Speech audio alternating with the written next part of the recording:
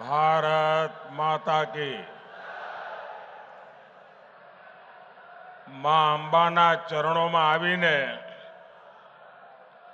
ગુજરાતની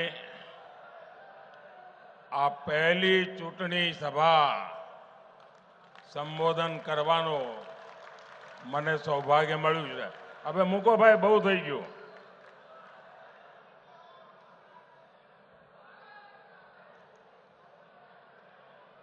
આ ફોટાવાળા ભાઈઓ પણ ફોટા નીચે જ રાખો, પાછળ દેખાતું નથી.